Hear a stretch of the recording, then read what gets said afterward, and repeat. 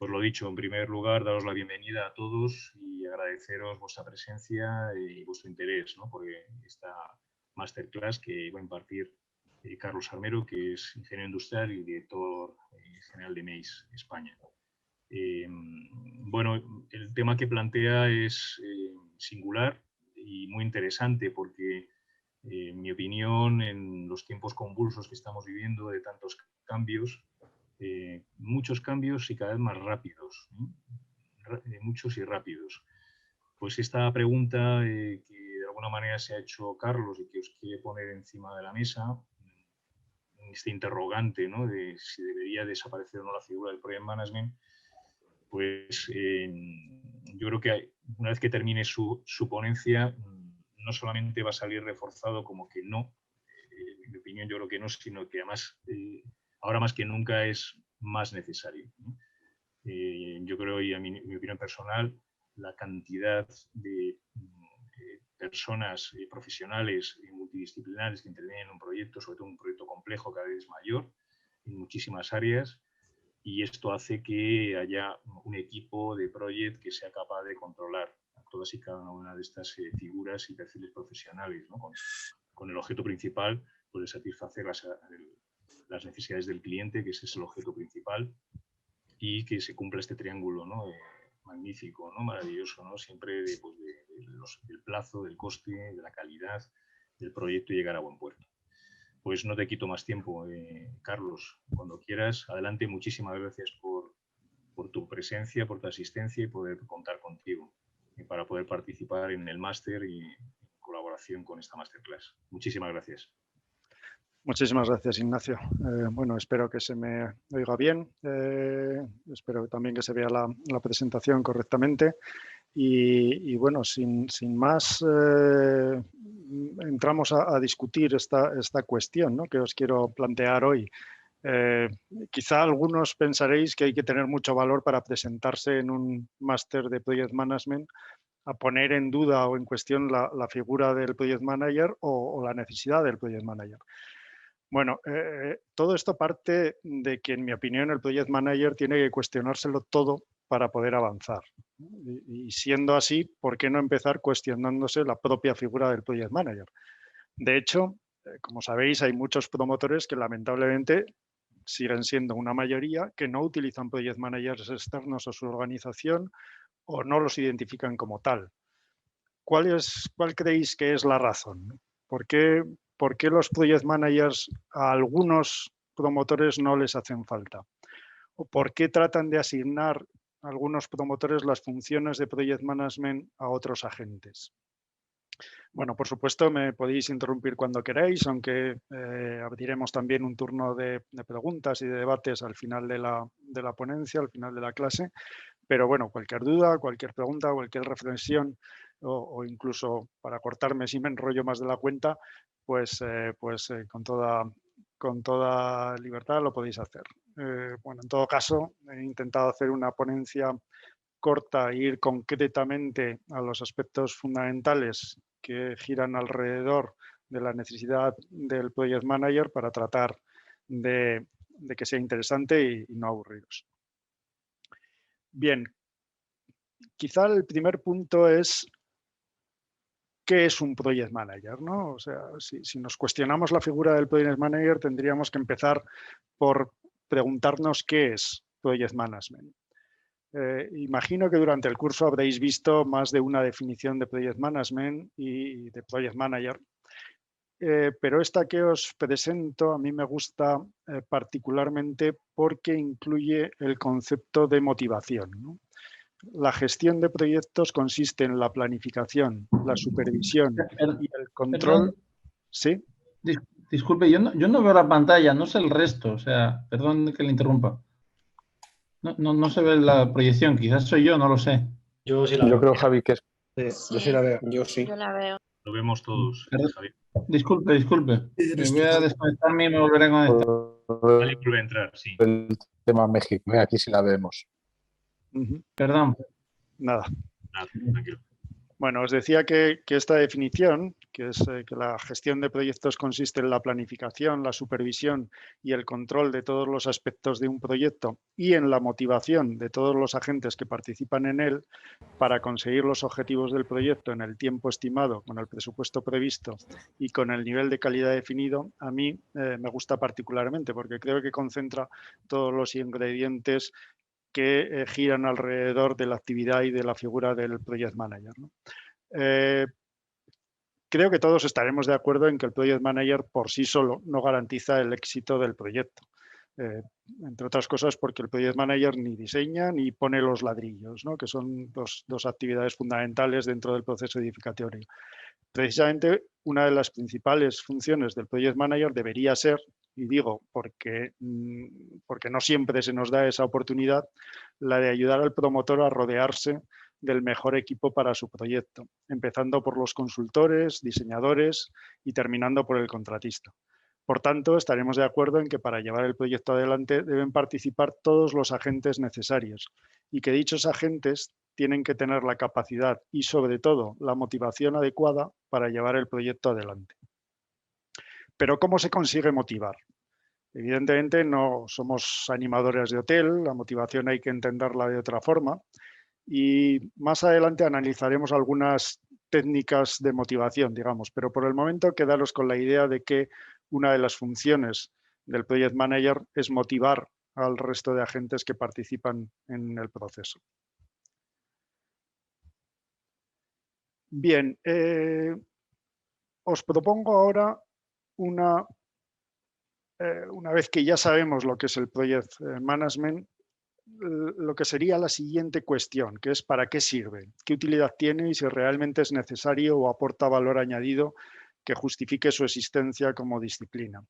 Para ello os planteo la siguiente hipótesis con su correspondiente tesis. La hipótesis es que si el promotor fuese capaz de definir los criterios de diseño y la calidad de su proyecto, el presupuesto, el plazo, y si además todos los agentes participantes, incluyendo las administraciones, fuesen los adecuados, con alcances correctamente definidos, cumpliendo con su función y trabajando de forma coordinada y controlada, entonces el Project Manager no sería necesario.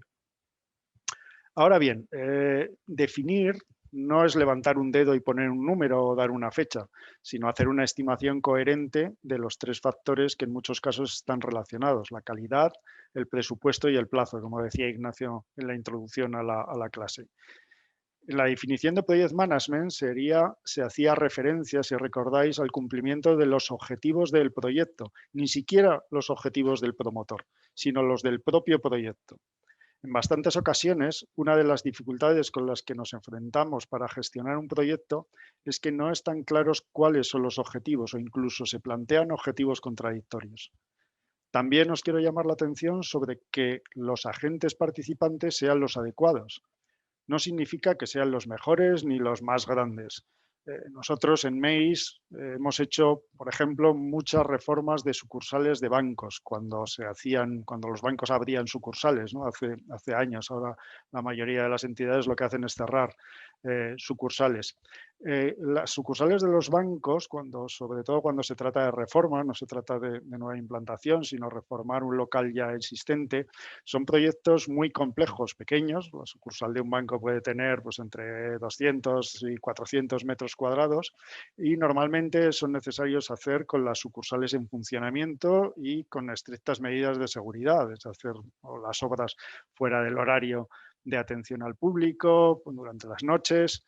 Evidentemente, para este tipo de proyectos no llamábamos a Norman Foster para que hiciera el diseño, y me refiero a Norman Foster por no citar a ningún arquitecto español, que luego todos son susceptibilidades, y tampoco contratábamos a Ferrovial para hacer las reformas.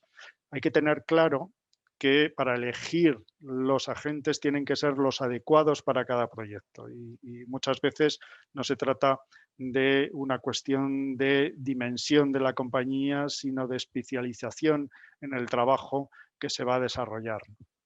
De ahí la importancia que tienen los procesos de selección y de precalificación que habréis visto también durante el máster.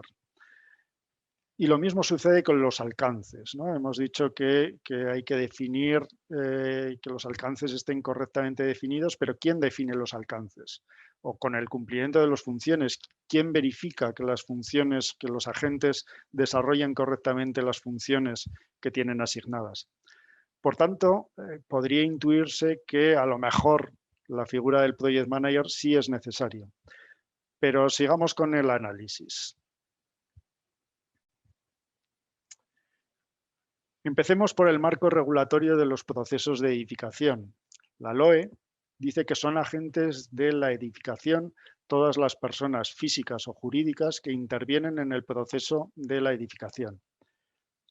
En ese concepto podríamos estar los project managers, pero la LOE va más allá y define de forma muy concreta los agentes que forman parte del proceso edificatorio, que son los que aparecen en la diapo que estáis viendo, ¿no? El promotor, el proyectista, el constructor, el director de obra, el director de la ejecución de la obra, las entidades y los laboratorios de control de calidad de la edificación, los suministradores de productos, los propietarios y los usuarios. Es decir, no están los project managers. Para todos ellos, la LOE establece responsabilidades, obligaciones, pero no hay nadie que coordine a todos estos agentes. Ha habido y sigue habiendo un gran debate sobre la conveniencia o no de incluir al Project Manager entre los agentes de la edificación.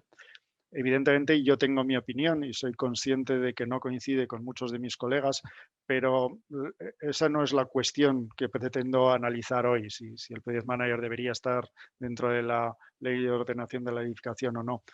Porque ese debate probablemente justificaría una clase por sí mismo, ¿no? De momento vamos a quedarnos con los hechos irrefutables. Nuestro principal marco regulatorio, que es la Ley de Ordenación de la Edificación, no contempla la figura del Project Manager. Esto es un hecho.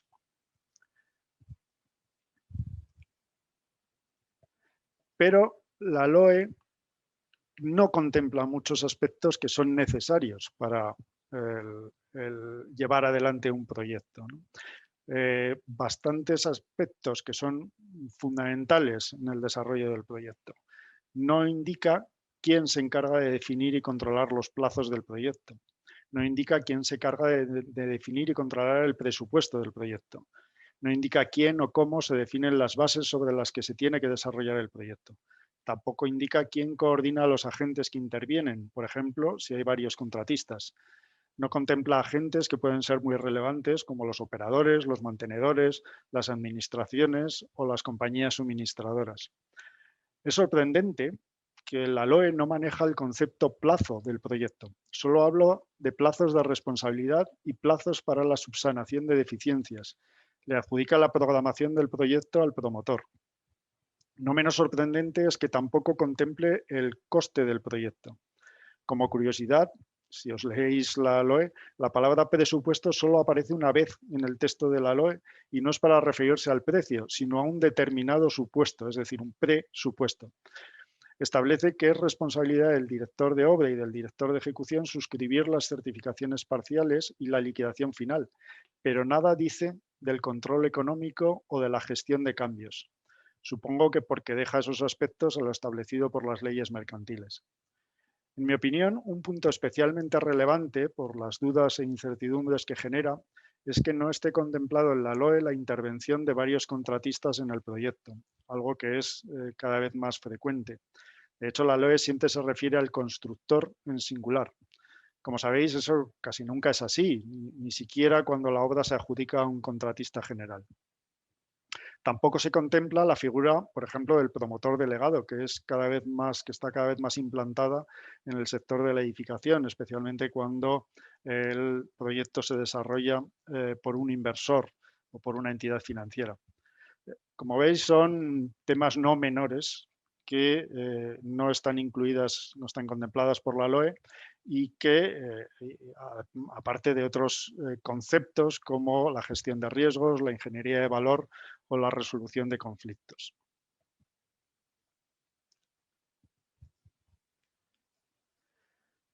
Bien, ¿qué hace el PM?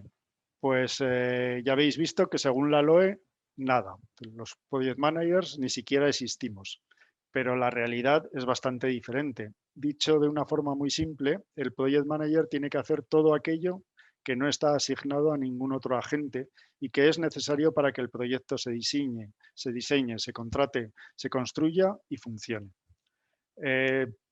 Yo que ya soy muy mayor, aunque me conserve muy bien, cuando empecé a trabajar hace más de 30 años, pues no había Outlook con su organizador de tareas, no había ni siquiera las agendas electrónicas que aparecieron unos años más tarde y existían, eran muy comunes los calendarios de mesa. El calendario de mesa, que era un taco con un montón de hojas, una hoja por cada día del año, pues servían para decirte el santo del día, te ponían alguna anécdota o algún hecho histórico de lo que había ocurrido ese día o la propia historia del santo del día.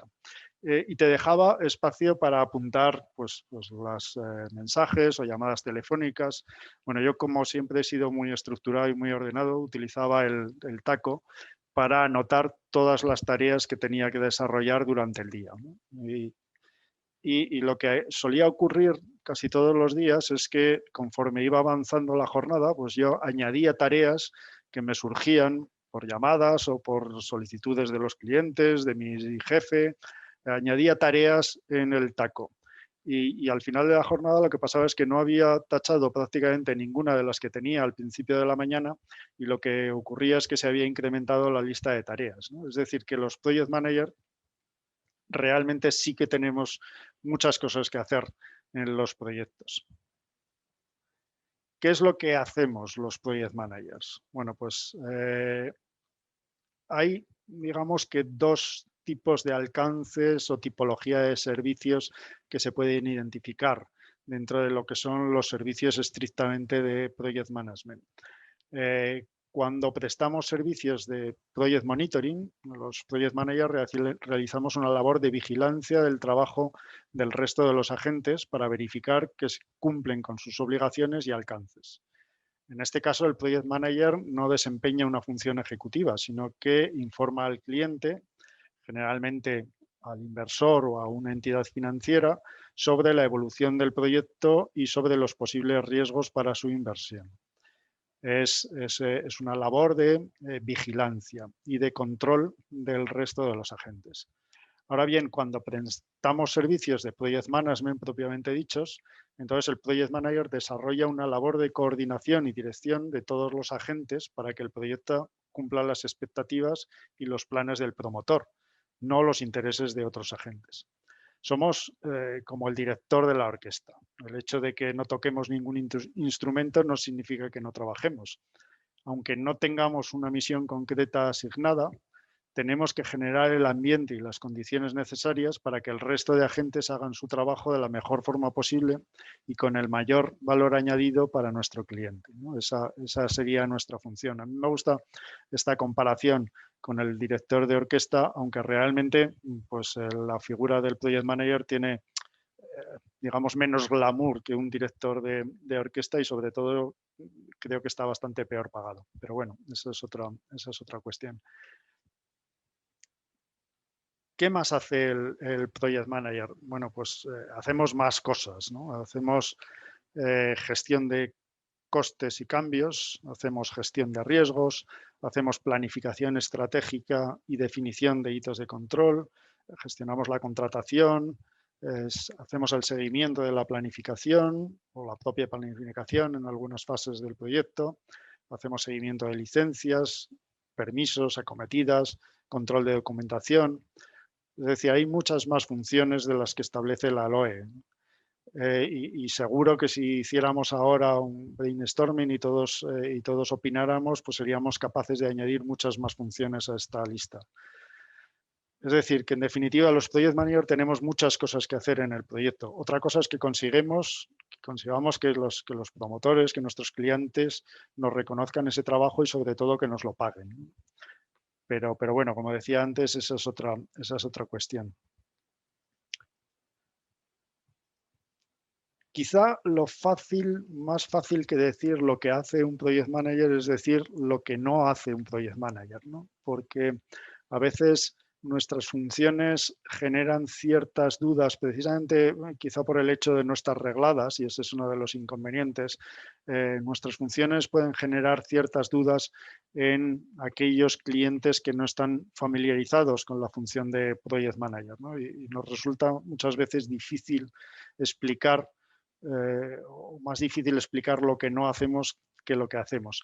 El Project Manager tenemos que tener claros que los Project Manager no sustituimos la función y sobre todo no sustituimos la responsabilidad de ningún otro agente de la edificación. Si no fuera así, habría funciones duplicadas y el cliente estaría pagando 2 veces por lo mismo. Esto a nosotros muchas veces, como digo, nos cuesta trabajo, nos resulta difícil explicárselo a los clientes, sobre todo a los clientes extranjeros que desconocen cuáles son las funciones de otros agentes de la edificación, como puedan ser pues, los directores de obra o los directores de ejecución, ¿no? O incluso aquellas entidades que intervienen en la tramitación de licencias. Hace no mucho, bueno, tuvimos un cliente, de hecho el cliente que promovió el Hotel Aloft, que es el caso de estudio que tenéis este año en el máster, según creo. Este cliente venía de Hong Kong. Era de origen hindú, pero tenía sus oficinas en Hong Kong y bueno, pues hizo varias inversiones en España. Entonces, bueno, dentro de nuestro alcance de servicios, pues estaba el seguimiento de las licencias. Entonces llegó un momento en que la licencia se tramitó como una declaración responsable y le dijimos al cliente que era conveniente que contratase a una entidad colaboradora de la administración para desarrollar esa declaración responsable. Claro, el cliente decía, pero bueno, si vosotros ya hacéis el seguimiento de la licencia, ¿por qué no lo hacéis vosotros, ¿no? Entonces, definir qué es lo que hacemos y qué es lo que no hacemos es algo muy importante y muchas veces complejo para explicárselo a nuestros clientes. Otro caso que también nos sucedió hace no mucho fue con un cliente de origen ruso que iba a desarrollar un edificio, un hotel en las Canarias, y cuando y discutía con nosotros por qué por qué el Project Manager tenía que tener una presencia en la obra, porque a él le habían explicado que ya había un director de obra y un director de ejecución que visitaban la obra y controlaban al contratista y daban instrucciones técnicas. Entonces, bueno, explicar cuál es la diferencia entre funciones que hacen otros agentes de la edificación y lo que hace el Project Manager a veces es una actividad compleja, ¿no? y es difícil explicarle a los clientes, pero es muy importante, y lo veréis con el tiempo, que el cliente entienda perfectamente cuál es nuestra función, porque de otro modo eso nos va a crear conflictos innecesarios y muchos dolores de cabeza y malentendidos con los clientes. Bueno, siguiendo con nuestro criterio, ¿qué pasa si no hay un Project Manager, ¿no? Pues incluso aunque el promotor marque la dirección a seguir, pues lo que sucede muchas veces es que los intereses contrapuestos de los agentes participantes pues pueden llegar a convertir el proyecto en un caos. Es evidente que el arquitecto siempre quiere hacer el mejor proyecto posible, muchas veces sin pensar en cuáles son las necesidades reales del cliente, y que el contratista pues quiere hacer el proyecto ganando con el mayor margen posible, ¿no? ¿Qué ocurre entonces si no hay un Project Manager designado? Pues normalmente hay 2 posibles soluciones. O bien que el promotor tiene que asumir la gestión del proyecto, o bien que esa misión, esa función de Project Management se encomienda de manera tácita o formal a algún otro agente que en este caso pasa a ser juez y parte, es decir, pasa a gestionar y a ser gestionado, ¿no? Hay muchos promotores que tienden a confundir o incluso a asignar a los directores de ejecución funciones que son propias del Project Manager y al contrario, ¿no? Al Project Manager pedirle que incorpore dentro de su actividad las funciones de dirección de ejecución o algunas otras funciones que corresponden a otros agentes. Bueno, quizá tengamos que pensar o tendemos a pensar que el Project Manager es una figura reciente, probablemente porque la denominación anglosajona de Project Manager pues da siempre una sensación de modernidad, pero en realidad siempre ha habido Project Managers en los proyectos de construcción. De hecho, he estado haciendo un poco de investigación y he descubierto que ya los romanos designaban un procurador que a las órdenes del prefecto urbano controlaba las obras públicas que dirigía el arquitecto municipal y que no dejaba de ser un project manager. Es decir, los romanos ya tenían project managers. Por cierto, y como anécdota os diré que al hacer esta búsqueda sobre los orígenes del project manager me he dado cuenta de lo poco que ha evolucionado la construcción desde los romanos. No sé si alguna vez os lo habéis planteado, ¿no? Ahora tenemos ordenadores, tablets, todo tipo de cachivaches y los edificios obviamente tienen aire acondicionado y bombillas, pero si nos paramos a pensar, la forma de construir o incluso de diseñar no ha cambiado demasiado desde los tiempos de los romanos. Pero bueno, esto creo que podría ser objeto de una conferencia para un ponente con más conocimientos que yo sobre la historia de la construcción, pero podría ser un buen tema para otra masterclass. Bien, ¿por qué hace falta el Project Manager? Como si recordáis la tesis, la correspondiente tesis que os propuse al principio de esta conferencia, pues decíamos que si todos, la hipótesis era que si todos los agentes cumpliesen con su función, el Project Manager, esa era la tesis, pues no sería necesario, ¿no? Lamentablemente, ese mundo ideal donde todos los agentes cumplen a la perfección con su cometido, pues no existe en la realidad, ¿no? La necesidad del Project Manager es consecuencia de dos hechos. Primero, la imperfección del sistema. Hay rozamientos, hay ruidos, hay personas. Las personas son lo más complicado, ¿no? Yo tenía un compañero que decía que los problemas técnicos siempre se acaban resolviendo o siempre tienen una solución, pero los conflictos de las personas son los que muchas veces son los más complicados de resolver, ¿no? Entonces, en la actuación, en la edificación, es un proceso donde intervienen muchas personas, es un proceso muy manual, ¿no? Porque es muy necesaria la mano de obra, aunque intentamos industrializar, intentamos que la actividad en la obra se restrinja lo máximo posible, la realidad es que la edificación, para bien o para mal, es uno de los procesos que más mano de obra por euro invertido requiere, ¿no? Frente a otros procesos industriales o de otro tipo. Entonces, las personas son una parte fundamental del proceso y una parte fundamental de la gestión del Project Manager. Podemos hablar de personas o podemos hablar incluso de egos, ¿no? El Project Manager necesita una importante dosis de psicología, de pedagogía y de persuasión en su trabajo, ¿no? Y otra vez aparece el concepto de persuasión. Y esa es la primera razón de ser del Project Manager, ¿no? La imperfección del sistema. Pero además hay una segunda que es igualmente importante, que es la imposibilidad de predecir todos los problemas que pueden aparecer en un proyecto.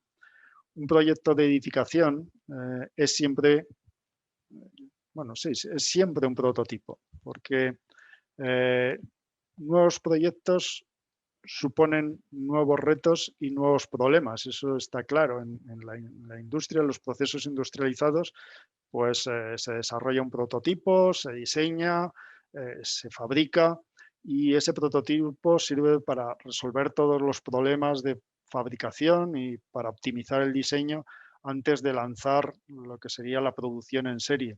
En edificación hacemos un prototipo a escala real y tenemos que resolver los problemas de ejecución en la obra dedicando mucho tiempo y esfuerzo en cada proyecto que hacemos. Es decir, todo eso y probablemente en la mayor parte de los casos para no repetir el proyecto nunca más, ¿no? Desde mi punto de vista es una verdadera lástima porque se pierde la mayor parte del trabajo y quizá deberíamos cambiar la mentalidad. Yo, como ha dicho Ignacio con la presentación, soy ingeniero de formación y quizá tenga una mentalidad diferente a la que puedan tener los arquitectos en este sentido, ¿no? ¿Por qué nos empeñamos en hacer proyectos diferentes? ¿Por qué no repetimos diseños y soluciones, ¿no?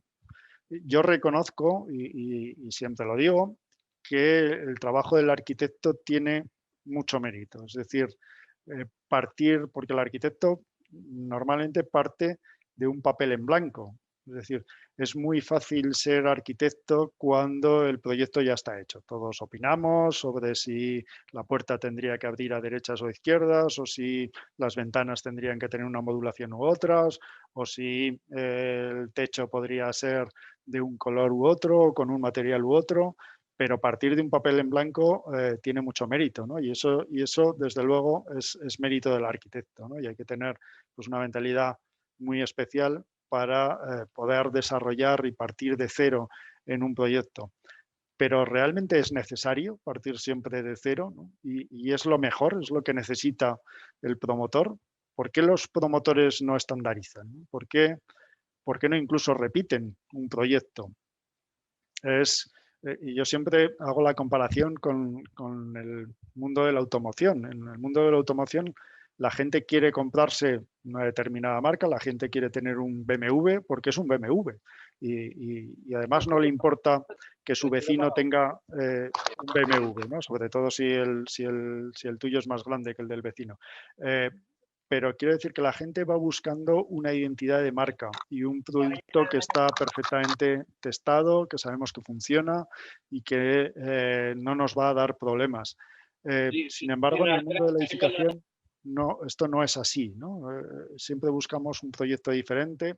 Es evidente que en un país como España, con ciudades, en la mayoría de los casos, muy antiguas y con tramas urbanas complejas, la estandarización y la industrialización es compleja porque la propia geometría de los solares condicionan muchas veces el diseño, el construir entre medianeras, construir en solares preexistentes, pero es que cuando las ciudades se expanden y se construye en zonas abiertas y sin ese tipo de condicionantes, cometemos ese mismo error. Volvemos a partir de cero y volvemos a desarrollar proyectos ad hoc en cada caso. Creo que tenemos y que la tendencia será a prefabricar elementos dentro de la edificación y a estandarizar los procesos de prefabricación y sobre todo a industrializar este sector cada vez más. De hecho, MEIS forma parte del grupo de trabajo que ha creado Asprima, la Asociación de Promotores de Madrid, para potenciar la industrialización en la edificación. Pero me temo que todavía nos falta mucho para ver cambios reales en la manera de abordar y de construir los proyectos. Probablemente es el futuro, pero no sé si nuestra generación va a ver cambios sustanciales en este sentido, ¿no? Bien, ¿qué debe ser un project manager? Pues os propongo aquí la comparación del project manager con el árbitro de un partido de fútbol, aunque espero que no se nos vea como un personaje tan antipático como se ve el árbitro en la mayoría de los casos. Tenemos ciertas similitudes con lo que sería el árbitro de un partido de fútbol, pero también hay algunas diferencias notables, ¿no? El project manager debe ser un agente independiente, como lo es el árbitro. Hay clientes, como os decía antes, que incluyen dentro del contrato, pretenden incluir dentro del contrato del project manager funciones como la dirección de ejecución de obra o la coordinación de seguridad y salud. Desde mi humilde opinión, esto es un error, ¿no? Porque incluso aunque no sean funciones estrictamente antagónicas, tampoco son compatibles, ¿no? Es como si el árbitro fuese también el delegado de campo o el médico del equipo. El project manager la ortodoxia dice que el Project Manager tiene que ser un agente totalmente independiente del resto de los agentes que participan en el proceso, porque de esa manera puede tener la visión suficiente e involucrarse en el proyecto en aquellos aspectos que, como decía antes, no están contemplados, incluidos en las actividades de otros agentes, y debe tener la capacidad para influir y para coordinar a todos los agentes. Ser juez y parte nunca es bueno en ninguna actividad. Y en este caso, desde mi opinión, sucede lo mismo. El Project Manager no debe incluir dentro de su alcance, dentro de su contrato, otras actividades que corresponden a otros agentes de la edificación. Además, el Project Manager no debe tomar partido por ningún agente, ¿no? Incluso, aunque evidentemente trabajamos para nuestro cliente, que generalmente suele ser el promotor del proyecto, el Project Manager tiene que velar, y si os acordáis de la definición que veíamos al principio de lo que es el Project Management, el Project Manager tiene que velar por los intereses del proyecto, que generalmente, lógicamente, deben coincidir con los intereses del promotor, pero no necesariamente. Es decir, el Project Manager muchas veces tiene que decirle que no a su cliente, al promotor, porque entiende que determinadas decisiones puedan ser erróneas, ¿no? Y son situaciones complicadas, pero tenemos esa misión, ¿no? Tenemos la misión de guiar a nuestro cliente, y a veces esa misión supone ir en contra de lo que inicialmente el cliente puede pensar. Al final, lógicamente, el cliente siempre tiene la última palabra, pero tenemos que tener claro que nuestros intereses son cumplir los objetivos, o deben estar dirigidos a cumplir los objetivos del proyecto. Y es muy común que en las obras se identifiquen dos bandos, el contratista, por un lado, y todos los demás agentes, por otro lado, ¿no? Y eso obliga muchas veces al promotor a hacer de mediador, cuando el promotor, su función no es la de intervenir de esa manera en las obras.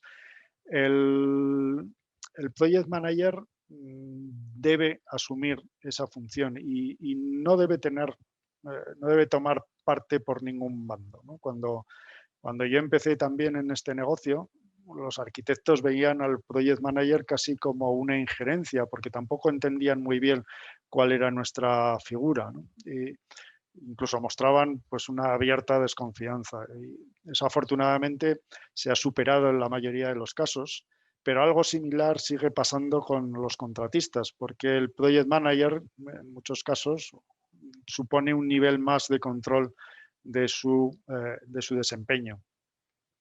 Pero a pesar de eso, el Project Manager tiene que tener claro que el contratista es un agente fundamental. Yo diría que, en mi opinión, es el agente más importante después del proyectista, ¿no? Un buen proyecto es decisivo, es fundamental para que el proyecto sea un éxito, pero si ese proyecto no está desarrollado por un buen contratista, pues probablemente el resultado no será el óptimo, ¿no? O sea, al final del contratista depende en un alto porcentaje el resultado y el éxito del proyecto, y nuestra misión es, defendiendo los intereses del cliente, o precisamente para defender los intereses del cliente, ayudar al contratista a que haga su trabajo de forma correcta. Influir en el resultado. En este caso, nos distinguimos de los árbitros, ¿no? Dicen que los árbitros buenos son los que no influyen en el resultado, y evidentemente el Project Manager es justo lo contrario. Es decir, nuestra misión, nuestra obligación es tomar parte activa para influir positivamente en el resultado del proyecto. Anticiparse a los problemas. En esto también nos diferenciamos de los árbitros. El árbitro tiene una función eminentemente reactiva. Actúa cuando se ha producido la infracción. El Project Manager debe evitar que se produzca la falta.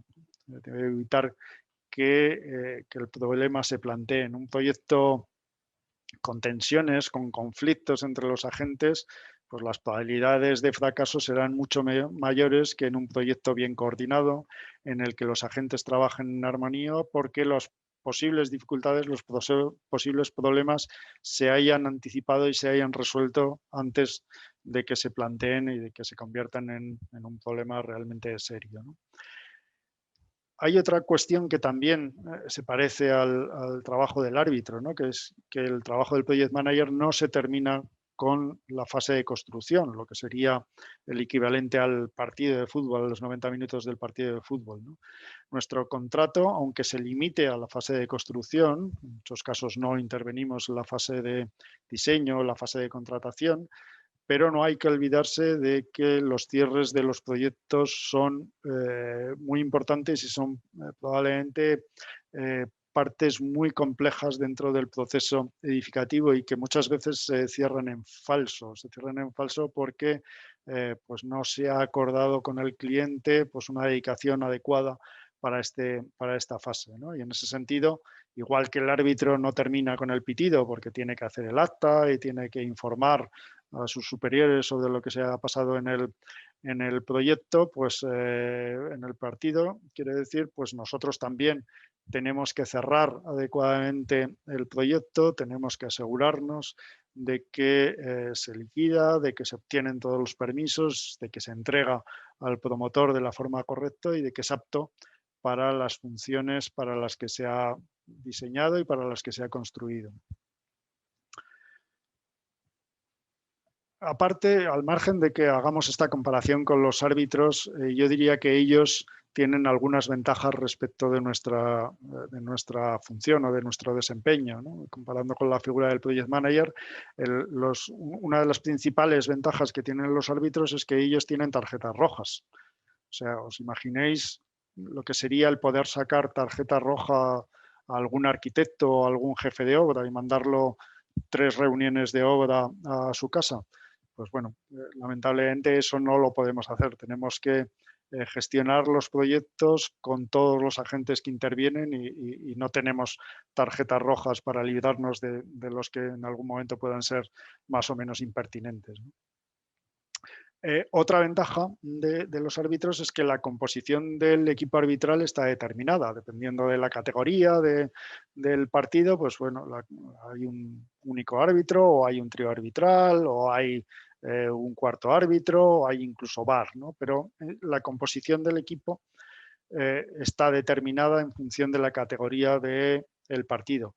En el caso del Project Manager, lamentablemente, nuestro equipo no está predeterminado, sino que forma parte muchas veces de la negociación con el promotor y en muchas ocasiones, bueno, pues eso genera por un malentendido, diría yo, o un pretendido ahorro de costes dentro del proyecto, genera que la dotación de recursos del equipo del Project Manager pueda estar infradotada para las necesidades del proyecto y eso, bueno, pues puede generar tensiones o una mala calidad en el desempeño de nuestra función, simplemente porque no tenemos los recursos necesarios para desarrollar todas las tareas que después se nos asignan.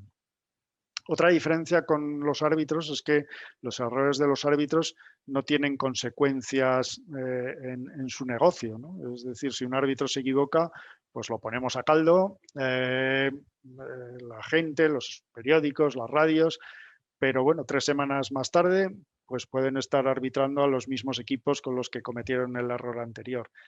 Sin embargo, para los project managers, ganar un cliente es muy complicado y perderlo es muy fácil. Y una vez que perdemos un cliente porque cometemos un error, recuperarlo es prácticamente imposible. Con lo cual, bueno, pues esa también es una diferencia muy notable con los árbitros. Otra ventaja también de los árbitros es que las reglas del fútbol son fijas, no hay sorpresas, ¿no? Pueden ser más o menos interpretables si una mano es penalti o no es penalti, pero hay unas reglas que son fijas. Sin embargo, un proyecto, aparte de que siempre es un prototipo, además puede cambiar en cualquier momento si el promotor lo requiere. Y esto, quizá los que hayáis trabajado sobre todo en proyectos comerciales, en centros comerciales, pues sabréis que las necesidades de los proyectos son cambiantes. A medida que se produce la comercialización de los espacios, pues pueden cambiar las distribuciones, pueden cambiar las necesidades o los compromisos con determinados operadores, y donde el local se iba a entregar en bruto, pues ahora hay que hacer pues determinadas instalaciones o determinados acabados porque así se ha acordado con el operador, o hay que unir locales que antes estaban separados. En fin, los proyectos pueden ser muy cambiantes y durante la vida los partidos de fútbol duran 90 minutos. Un proyecto, desde que se concibe, se diseña, incluso se construye, pues puede durar más de 2 años.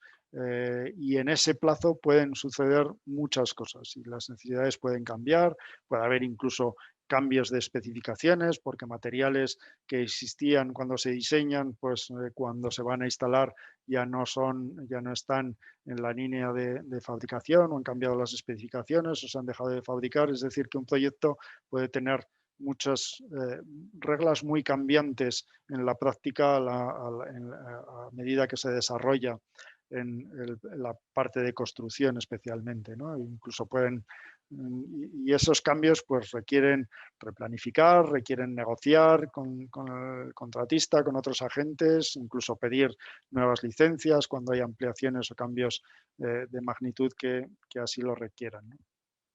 Pero bueno, para ser justos, también los árbitros tienen algunas desventajas respecto de nuestra función.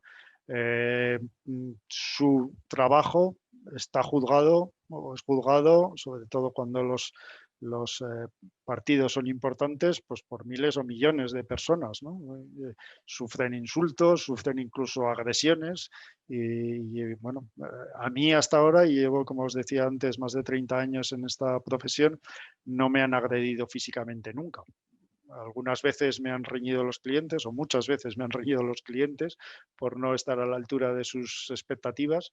Incluso en una ocasión recuerdo que un contratista me acusó de trilerismo en la negociación de los presupuestos adicionales, pero agresiones físicas todavía no he tenido y, bueno, y espero no tenerlas en el futuro.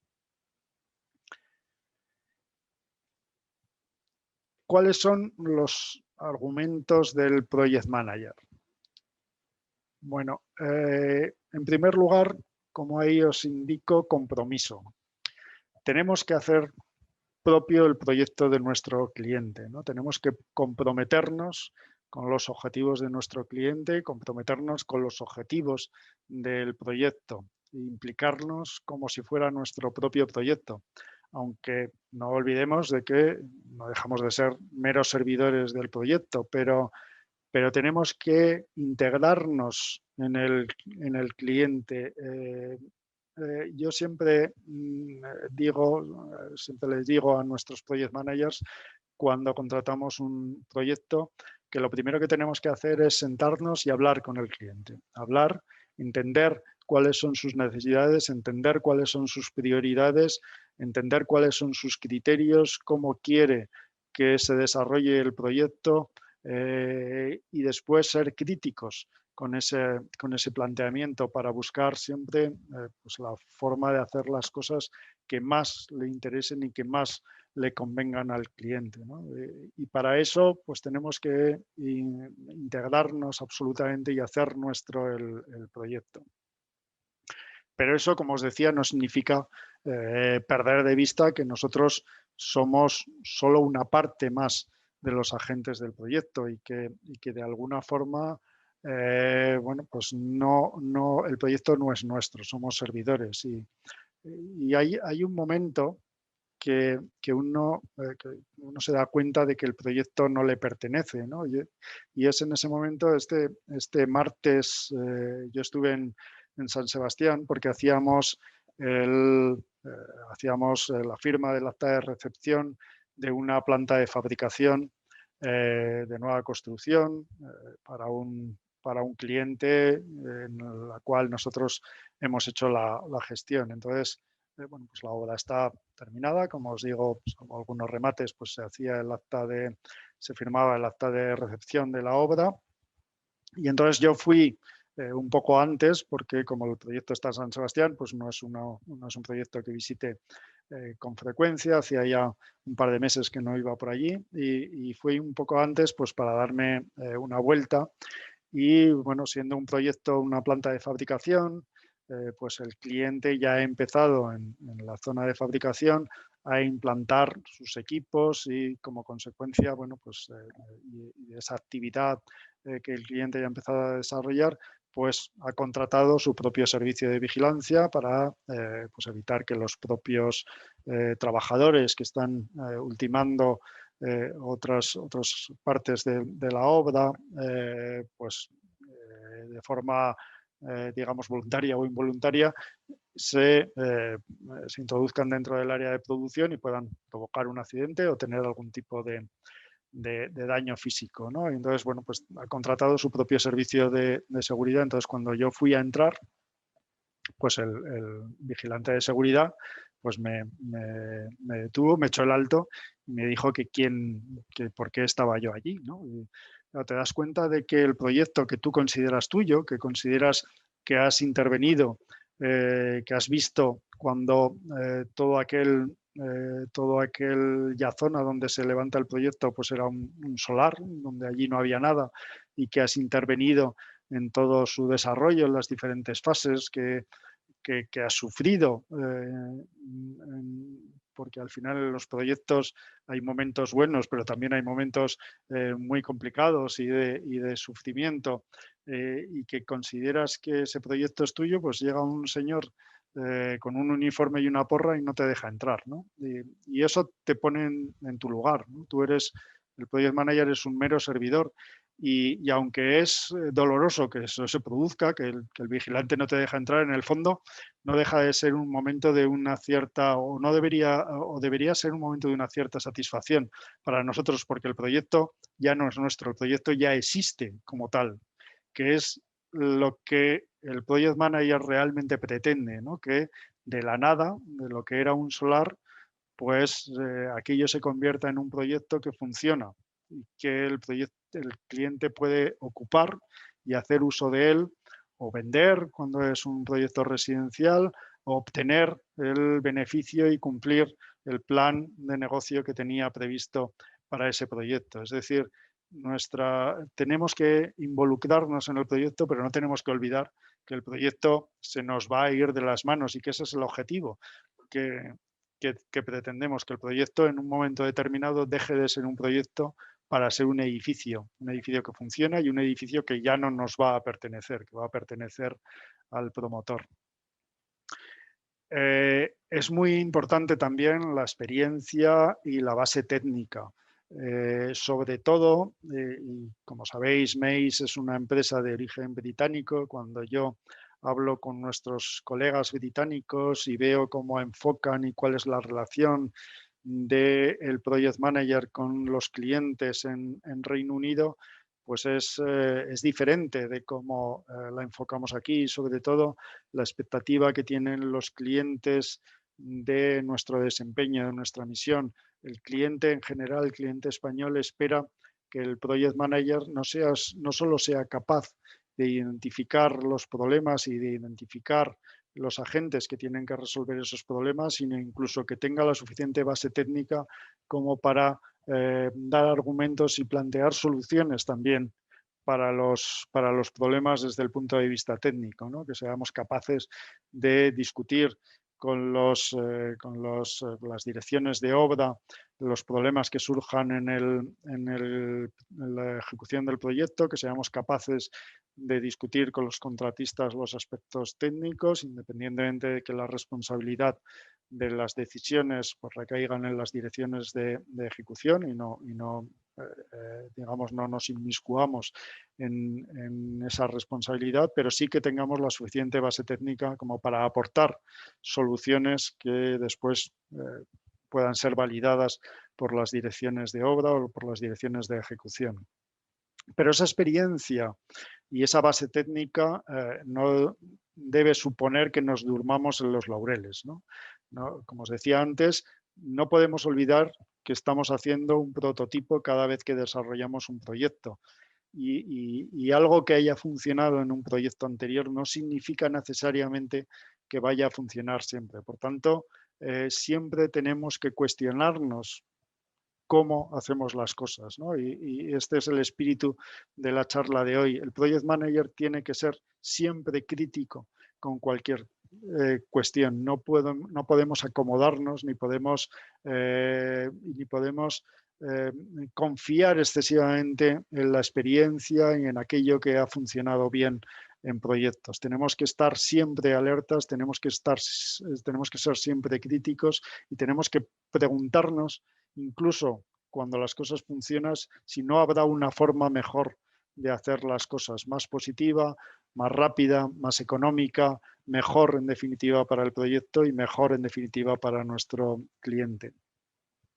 Es importante en nuestra función el método, la metodología, la sistemática de trabajo, los procedimientos, la calidad de nuestros sistemas, pero tampoco perdamos de vista que el procedimiento es una herramienta que debe servir para el fin del proyecto. Muchas veces, y es algo que yo detecto incluso en nuestra propia organización, los project managers diría casi se enajenan con el procedimiento, se empeñan en aplicar un determinado procedimiento sin ver más allá de cuáles son las necesidades del proyecto. Es decir, el procedimiento se tiene que adaptar al proyecto, no al contrario. El procedimiento, el hacer, os habrán hablado de control económico, os habrán hablado de informes mensuales, os habrán hablado de gestión de riesgos, de tablas de gestión de riesgos, pero todo eso no tiene que ser un fin en sí mismo. La función del Project Manager no es hacer un informe mensual.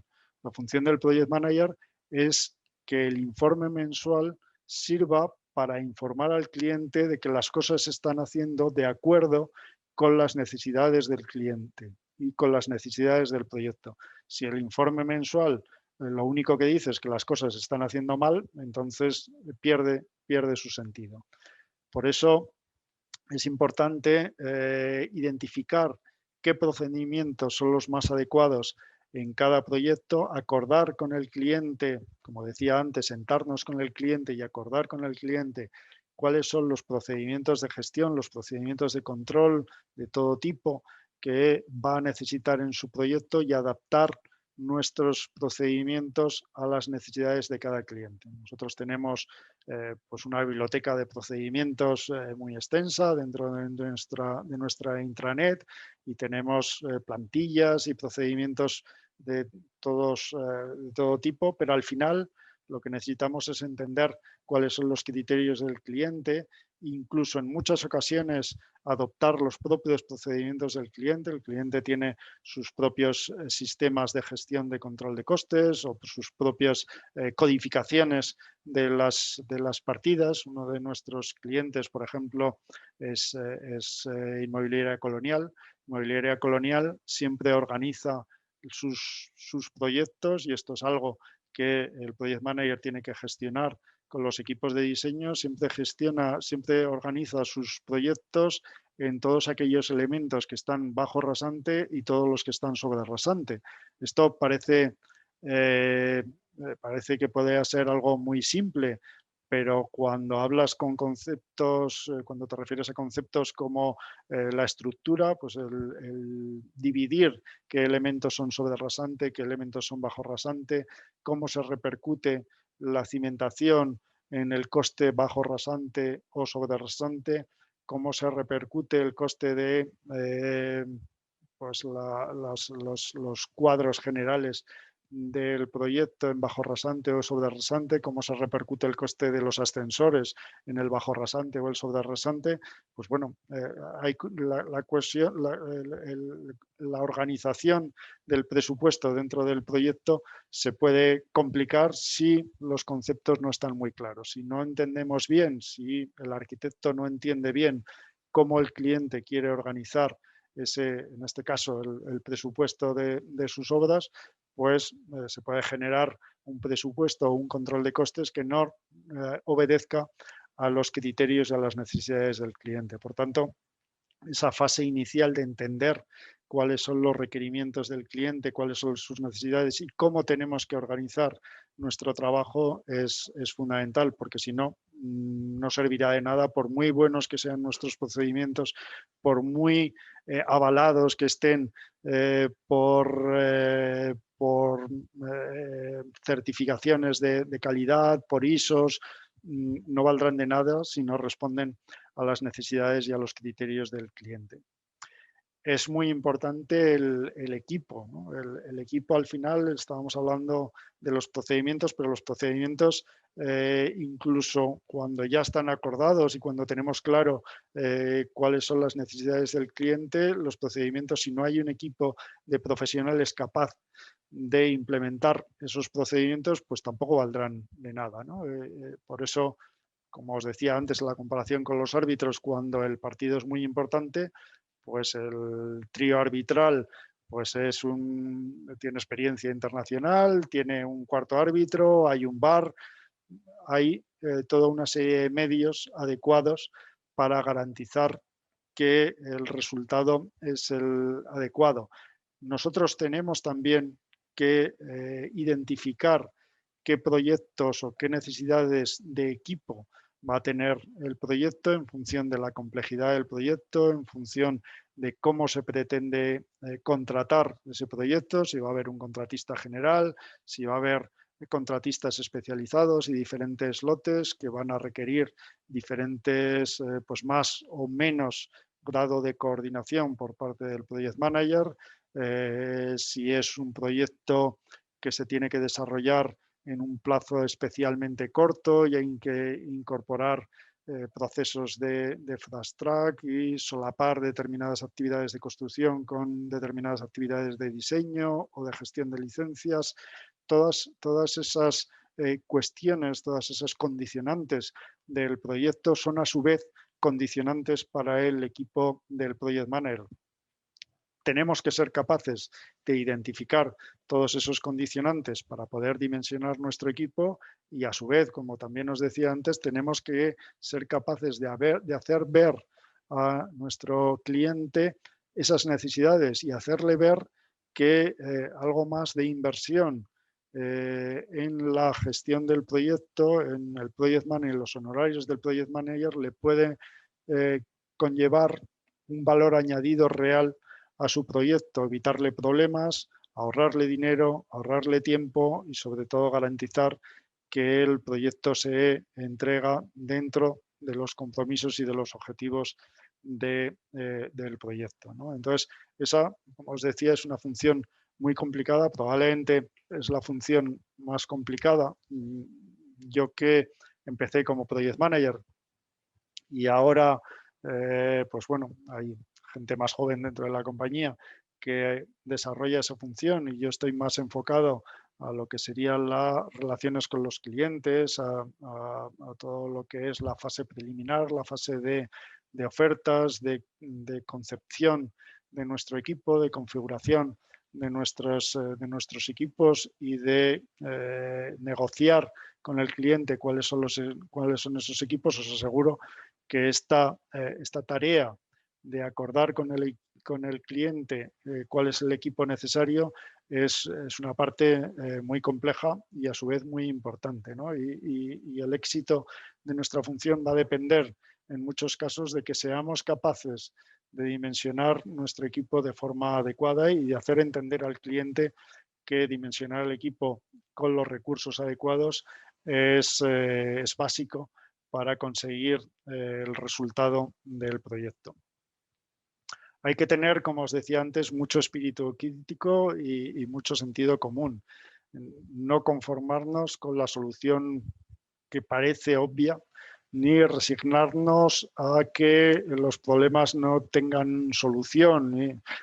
Es cierto que a veces no queda más remedio que elegir la solución menos mala, pero ese tiene que ser el último recurso, ¿no? Es decir, hay veces que dándoles vueltas a los problemas, dándole vueltas a las posibilidades, pues incluso se puede sacar partido de situaciones aparentemente adversas. Entonces, no tenemos que resignarnos a que los problemas sean irresolubles, ¿no? Siempre tenemos que buscar fórmulas que contribuyan al éxito del proyecto y que aporten valor a los proyectos.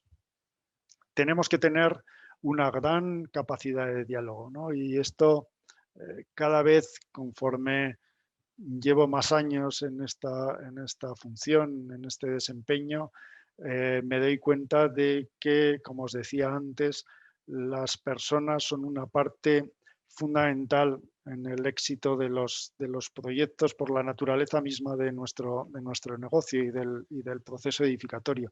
Entonces, el que los equipos generalmente heterogéneos por su composición, incluso por sus intereses, funcionen de forma coordinada, es básico para conseguir el éxito del proyecto, ¿no? Y os decía antes, al principio de la ponencia hablábamos de la persuasión, y decía que luego hablaríamos de técnicas de persuasión.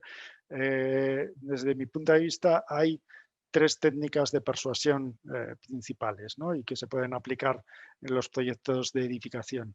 La primera es el convencimiento, es decir, convencer a la gente, convencer a los agentes de cuál es la forma correcta de desarrollar el proyecto, convencerles de qué es lo que tienen que hacer para cumplir con sus funciones, convencerles de que la mejor forma es cumplir con lo que está establecido en sus contratos y utilizar el convencimiento para aunar las voluntades de los diferentes agentes, que pueden ser pues contradictorias incluso en algunos casos, ¿no? El convencimiento, sin duda, es la mejor opción y la primera que hay que utilizar. Pero, como os podéis imaginar, pues precisamente por esa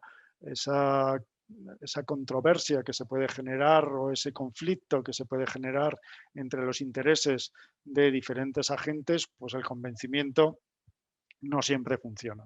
Entonces pasamos a la siguiente etapa. Si el convencimiento no funciona, tenemos que pasar a la fase de imposición. ¿En qué consiste la imposición? Pues al final todos los agentes, el arquitecto, los directores de obra, el contratista, generalmente tiene un contrato establecido con el promotor, o debería ser la forma normal de arreglar las relaciones entre las diferentes partes con el promotor, que haya un contrato y que ese contrato pues, sea adecuado para establecer y regir esas relaciones de todo tipo entre el promotor y los agentes que trabajan para desarrollar su proyecto.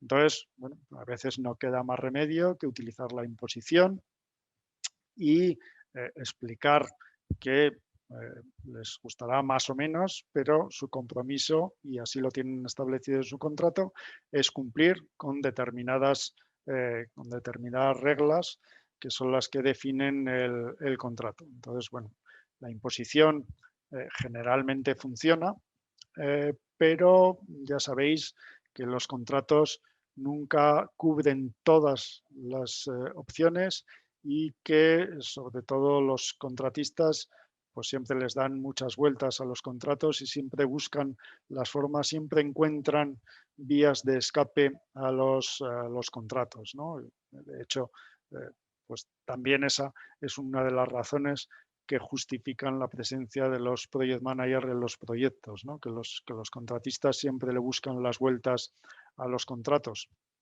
Y yo a veces comparo también la función del project manager y habréis intuido que mi opinión no es favorable a que el project manager esté dentro de la normativa, dentro de la ley que regula el acto edificatorio, igual que no lo están los abogados y los promotores, pues es bastante evidente, sobre todo los promotores profesionales que desarrollan promociones o proyectos de una forma reiterada, pues tienen que tener sus servicios jurídicos, sus abogados, ya sean internos a la compañía o ya sean externos, como en el caso de los project managers. El abogado es también un agente importante dentro del proceso edificatorio, aunque no esté incluido dentro de la LOE. Entonces, los contratos tienen que estar avalados, tienen que estar desarrollados por abogados. Lamentablemente, en España, como sabéis, pues no es habitual utilizar contratos internacionales, contratos estándar que bueno, pues contemplan de una manera más o menos reglada y estandarizada las relaciones entre el promotor y los diferentes agentes. En España lo habitual es que cada proyecto, cada promotor, pues tiene su contrato desarrollado por un abogado y digamos, adaptado o refinado a medida que se van desarrollando proyectos, pero es un contrato propio. Entonces, siempre, por muy bueno que sea el abogado, por muy intensivo que haya sido el contrato, en la redacción del contrato, por muy detallada que haya sido la negociación con el contratista, al final el contrato no lo puede atar todo y siempre hay vías de escape. Por tanto, la imposición tampoco es, en muchos casos,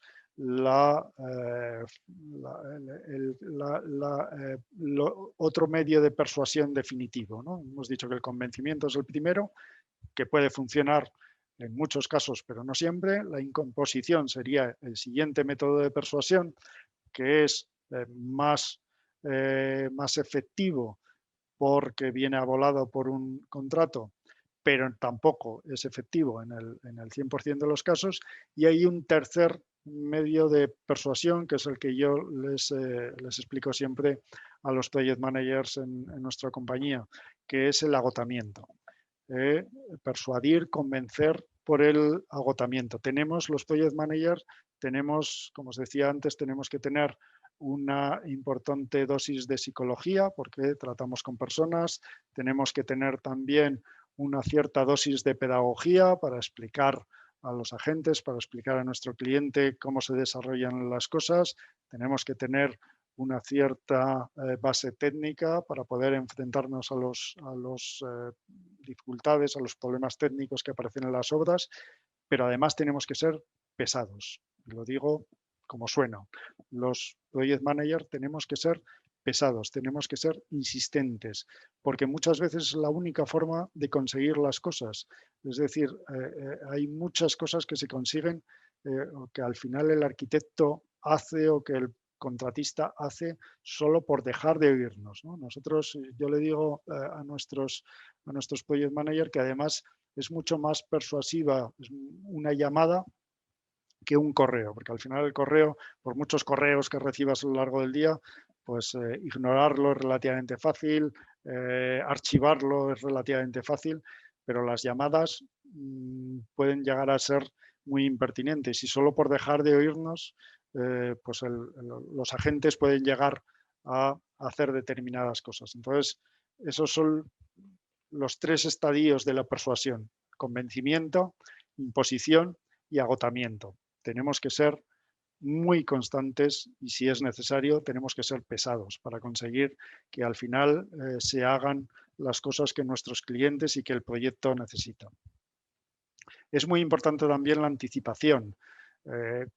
Todos los proyectos tienen problemas. Esto es un hecho. Es decir, por muy pensados que estén los proyectos, por muy desarrollado que esté el diseño, y os decía antes que un buen diseño es fundamental para desarrollar los proyectos desde mi punto de vista, y esto lo he hablado siempre con los promotores, invertir tiempo en diseño es siempre positivo porque eso va a suponer reducir los problemas y las incertidumbres en la fase de obra, invertir tiempo y dinero en los honorarios y en tener unos buenos consultores, unos buenos diseñadores, es una manera de ahorrar dinero en el cómputo global del proyecto, pero esto no siempre es así, no siempre es posible. En muchos casos, ni siquiera aunque el promotor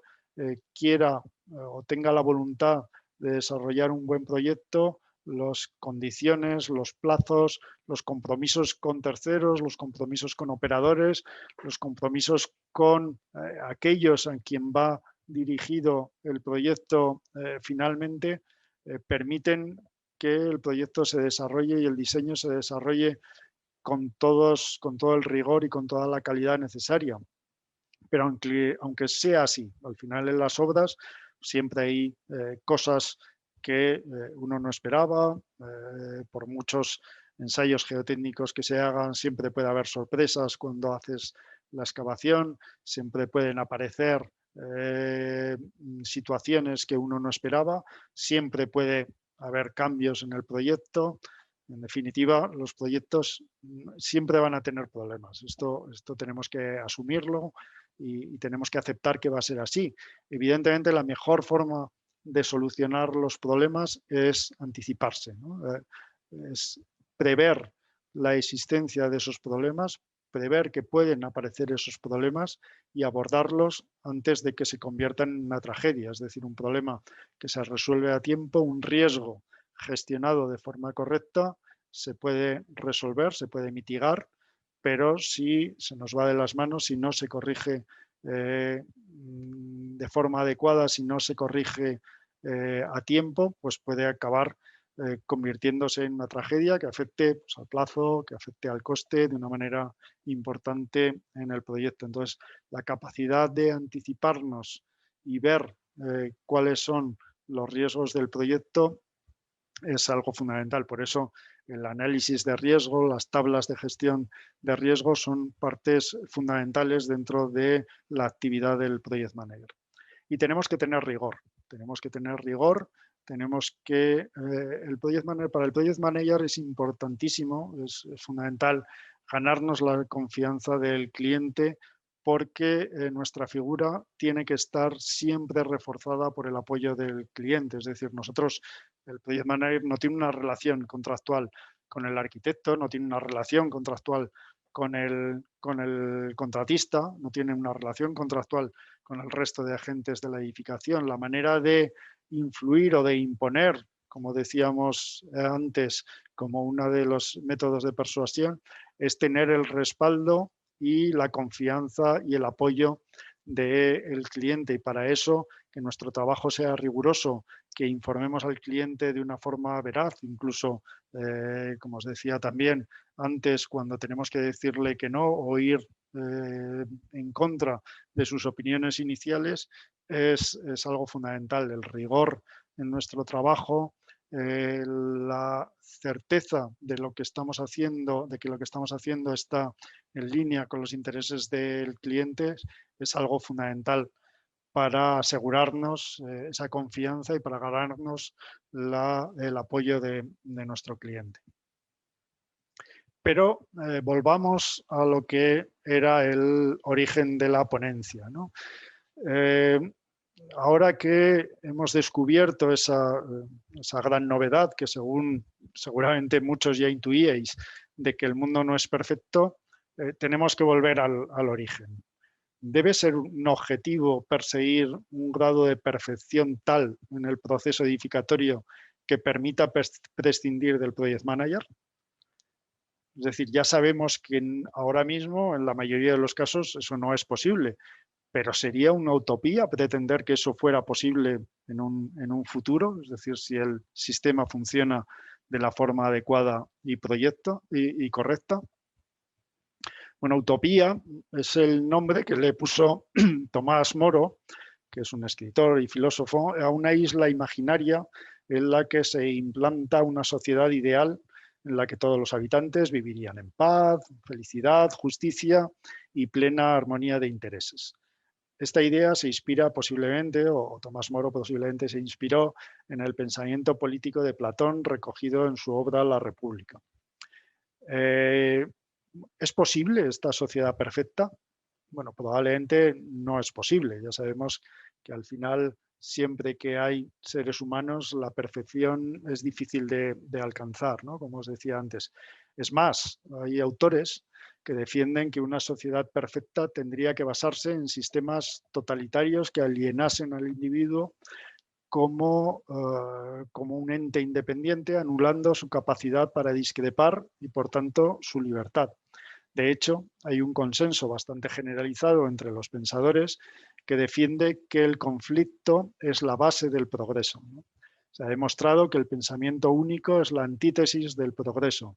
El conflicto deriva en discusión, que tiene que derivar en acuerdo y en compromiso, que es fundamental en cualquier organización. Ojo con los falsos acuerdos, que es algo muy español.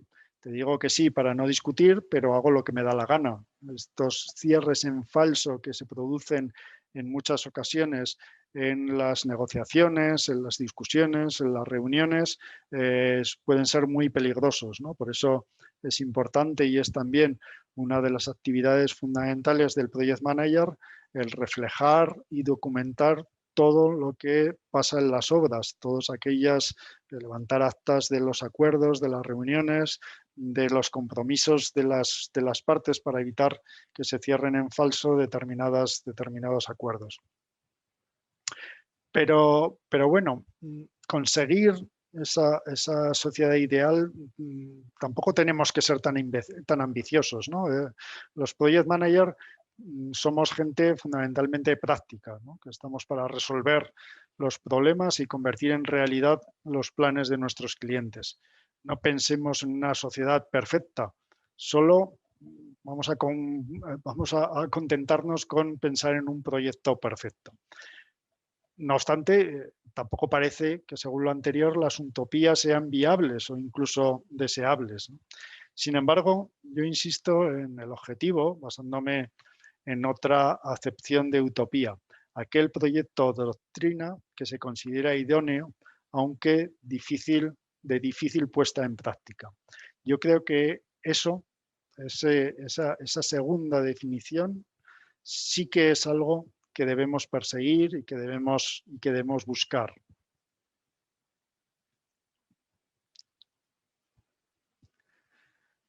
¿Tenemos que perseguir las utopías? Bueno, como Project Manager, como os decía, la utopía se concreta en que el proyecto se complete en el plazo, con el coste y con la calidad comprometida y sin incidentes. O dicho de otra manera, que cumpla con las expectativas y planes del promotor y del resto de los agentes participantes, si es posible. Aunque esto es complicado, de hecho no es una utopía, ¿no? Todo esto que os cuento no es una mera entelequia. Nosotros trabajamos en Maze con un propósito que podría parecerse mucho a una utopía, que es redefinir los límites de la ambición. Eso que puede sonar a utopía, al final se concreta en 3 prioridades que no son en absoluto utópicas. Por una parte, conseguir un mundo sostenible, y Maze consiguió como organización a nivel global ser neutra en carbono en 2020 y trabajamos con el objetivo de ser positivos en carbono en 2026, crecer juntos mediante políticas de inclusión y de defensa de la sostenibilidad y de la diversidad, y marcar la diferencia buscando siempre una manera mejor de hacer las cosas. Yo creo que este propósito y estas 3 prioridades que nos hemos dado a nuestra organización, que nos hemos dado a Maze como grupo, podrían ser extrapolables a cualquier organización y podrían ser extrapolables también y necesarias para conseguir que los proyectos se desarrollen y se obtengan aquellas con los criterios y con los objetivos de los clientes, ¿no? Si cumplimos con este propósito y con estas prioridades, seguramente será más fácil que cumplamos también con los objetivos de nuestros clientes. Y bueno, como queríamos dejar para el final un turno de preguntas y de debate, me vais a permitir que comparta con vosotros un breve vídeo de nuestro grupo que define nuestra visión de este trabajo, de nuestra función como Project Managers y de nuestra contribución a crear mejores proyectos y a crear un mundo mejor en la pequeña medida de nuestras posibilidades. Bueno, lamentablemente el vídeo está en inglés porque es un vídeo corporativo de nuestro grupo, pero creo que será fácil de seguir por todos vosotros. A ver si consigo que podamos verlo todos. ¿No? In this world, our only limits are the ones we give ourselves. At Mace, we've always pursued a better way. Because at the heart of every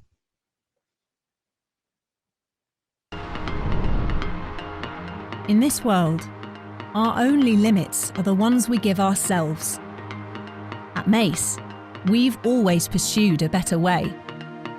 Because at the heart of everything we do, there's a purpose that drives us, building an enduring legacy that resounds far beyond any one place, project, or person.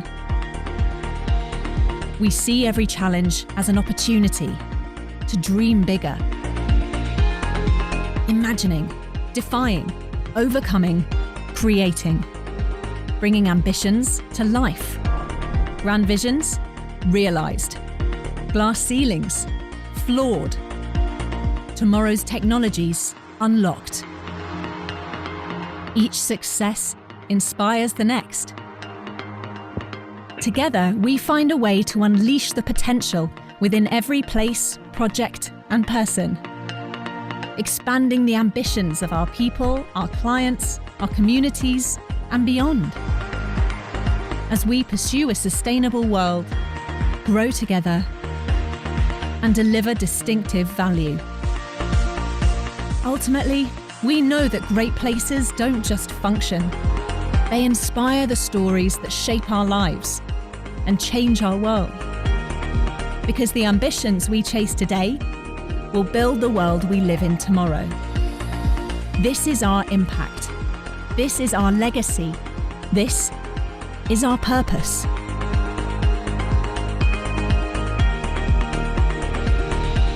To redefine the boundaries of ambition.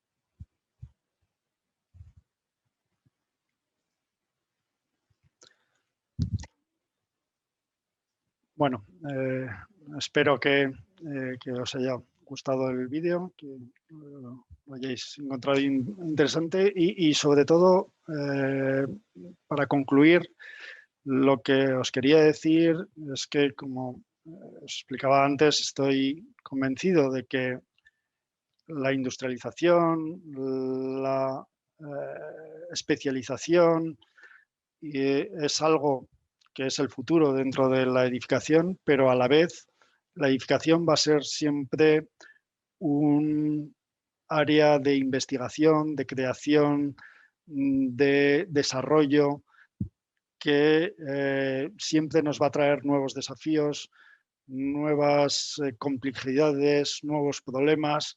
Creo que estamos en un sector que es muy interesante, donde nunca nos vamos a aburrir, donde siempre vamos a tener oportunidades nuevas, donde siempre vamos al final ver crecer algo desde cero, ver que algo en lo que hemos contribuido sirve a los usuarios, contribuye al desarrollo de la sociedad, es algo que sin duda, por lo menos a mí, pues cuando miro atrás me siento orgulloso, ¿no? del desarrollo que he tenido, de incluso mi pequeña contribución en los proyectos en los que he intervenido.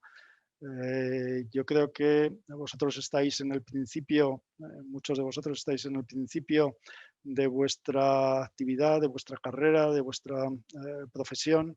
Tenéis mucho tiempo, muchas actividades, muchos proyectos por delante y sin duda, bueno, yo os animo a seguir con constancia, seguir con interés, seguir con entusiasmo en esta profesión, porque al menos a mí me ha dado muchos sinsabores, pero también muchas satisfacciones.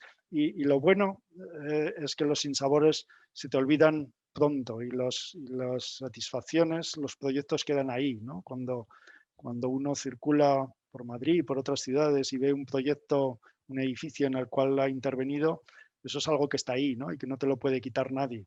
Y ya no te acuerdas de los problemas, de los malos ratos, de los fines de semana trabajando, de las noches sin dormir, preocupado porque aquello no encajaba. Al final el edificio está ahí, ¿no? Y yo creo que eso es algo que nadie nos puede quitar, ¿no? Esa contribución y esa realidad que al final nuestro trabajo contribuye a generar.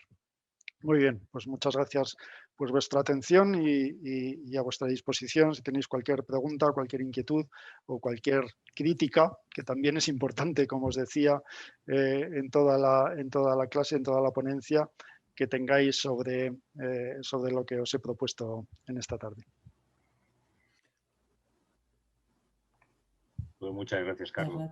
Muchas gracias. Gracias. Lo dicho, Gracias. cualquier duda que tengáis es el momento Gracias, de Carlos. plantearla ahora, ¿sí? Si tenéis alguna duda. Adelante. O cuestión o alguna inquietud de debate, lo que sea. Hola, buenas tardes, Carlos. Yo, Hola. bueno, soy Ana Santamaría y lo único que sí que me planteo es que es verdad que yo he vivido la época esta en la que no existían, ¿no? O por lo menos en los proyectos en los que yo trabajaba dentro de la constructora, cuando estaba en la parte de constructora, ahora estoy de otra cosa, de DF, también parte de dirección, de project.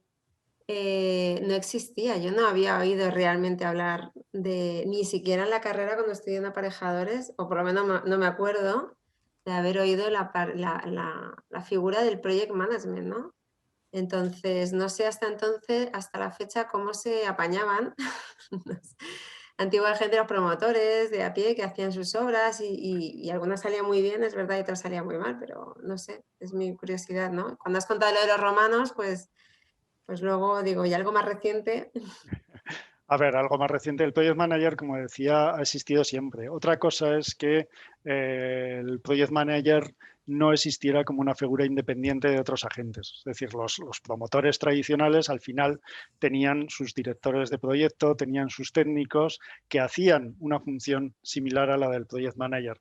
Lo que pasa es que, bueno, a medida que se ha ido especializando la profesión y se han ido, digamos, especializando también las funciones de los diferentes agentes, pues hay muchos promotores que han decidido externalizar la función del project management, la función de coordinación de los agentes que intervienen, porque de esa manera, pues por una parte, evitan tener recursos dentro de su organización que a lo mejor no tienen una utilización continua a lo largo del tiempo, es decir, evitan dimensionar excesivamente su organización con recursos que pueden necesitar cuando desarrollan un proyecto, pero luego pueden no necesitar cuando, por la razón que sea, pues tienen una bajada de actividad dentro de su organización, y de esa manera, bueno, pues externalizan también esos recursos humanos. Esa es una razón para no incorporar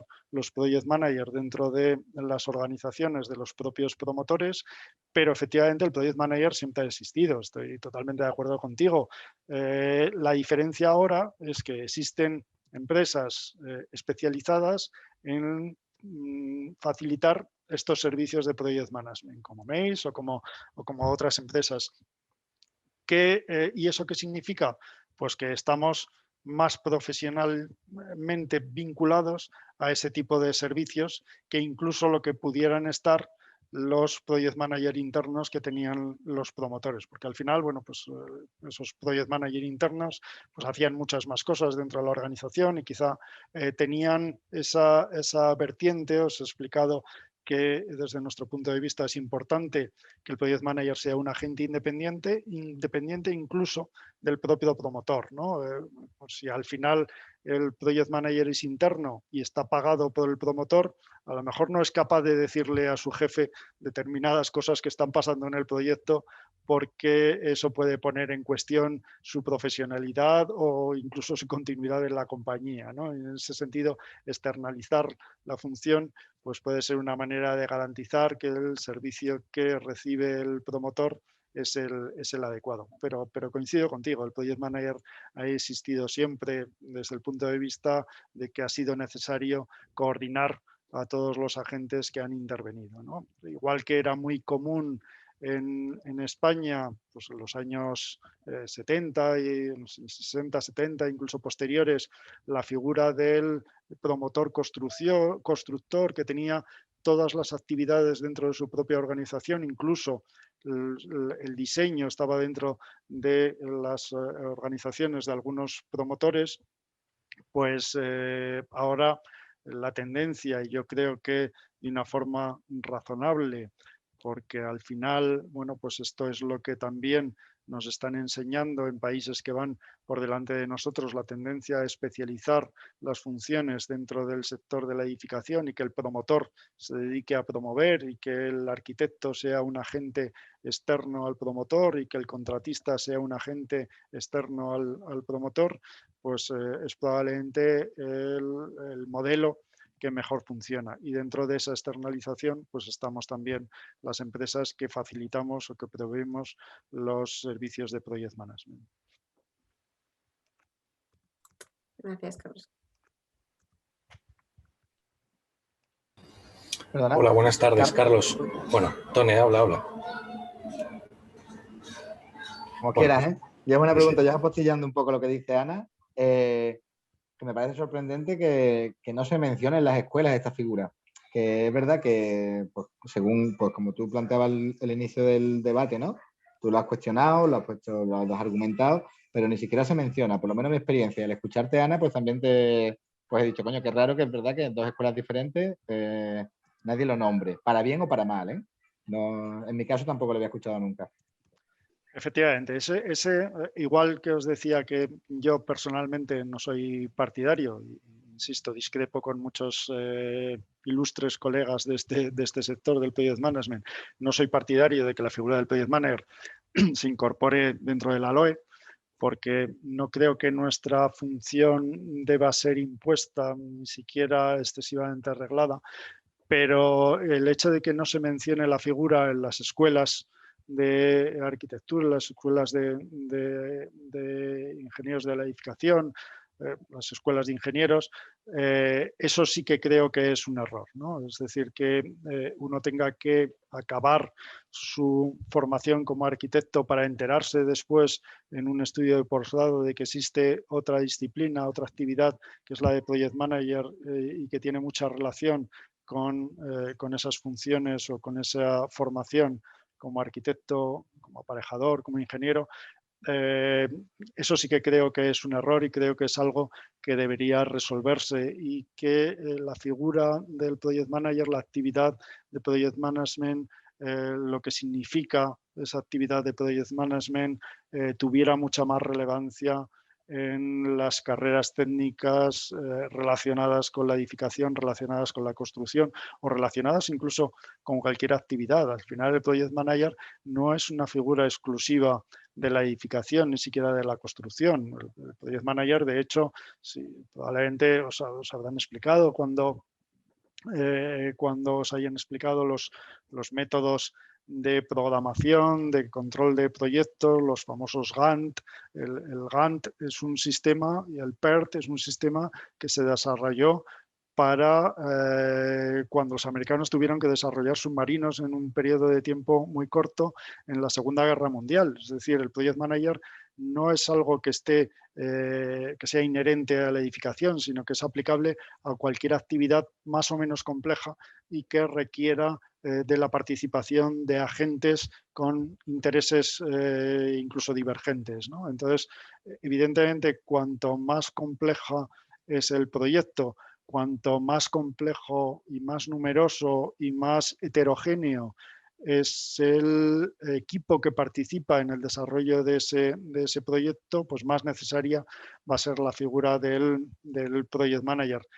Pero estoy de acuerdo en que yo creo que es algo que en este país no funciona bien.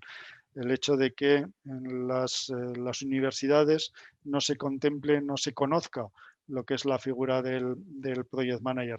Porque eso en otros países, sobre todo en el ámbito anglosajón, no es así. Es decir, en el ámbito anglosajón, el promotor, cuando se decide desarrollar un proyecto, la primera figura que incorpora dentro de su equipo es al Project Manager, porque de ahí tiene que partir la formación del resto y la integración del resto de agentes que van a participar en el proyecto. Entonces, insisto, no creo que el Project Manager tenga que ser una figura regulada por ley. De hecho, en el mundo anglosajón tampoco el Project Manager es una figura regulada por ley, pero sí que debería ser mucho más conocida en el ámbito universitario y en el ámbito profesional en el sector de la construcción y en otros sectores. Ok, gracias, Carlos. Carlos, ¿qué tal? Soy José. Yo te quería hacer una pregunta un poco egoísta por mi parte, ¿no? Casi toda la gente que estamos en este máster, pues al final ya de un puesto o de otro, en una parte o en otra, ya llevamos nuestra carrera profesional hecha y nos habla un poco de lo que es la teoría del Project Manager, ¿no? Pero desde tu punto de vista, que esta es una empresa especializada de Project Manager, ¿cómo es un poco la adaptación de un profesional que puede estar haciendo funciones de project desde DF o cercano a propiedad, pero no específico de project, o una persona que está en la contrata, que al final hace funciones de project, pero egoístamente desde el lado de la constructora? ¿Cómo suele ser la evolución de esas gente, o sea, de esas personas, una vez que se meten en una empresa especializada como la tuya? ¿Cómo suele evolucionar? Me imagino que se tendrá que adaptar a ver la vida de otra forma totalmente distinta como la veía antes. Entonces, cuéntanos un poco lo que has vivido, ya que tú empezaste como proyecto, has dicho, ahora mismo estás en otras funciones más de contratación o etcétera. Un poco los pasos que podríamos vivir cada uno de las personas de este máster entrando en empresas especializadas de proyecto, por favor. Bueno, yo te puedo contar, por una parte, cuál es mi experiencia personal, cuál ha sido mi trayectoria. Yo empecé, acabé la carrera de ingeniero y rápidamente vine a Madrid. Yo estudié en Zaragoza y vine a Madrid y me incorporé.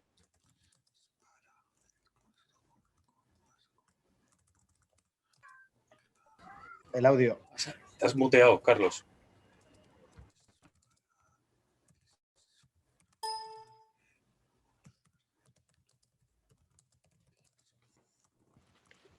¿Ahora me oís? Sí. Sí, os decía que os puedo contar mi experiencia personal. Yo empecé, acabé la carrera de ingeniero, empecé en una empresa que hacía diseño, es decir, empecé como ingeniero diseñando estructuras.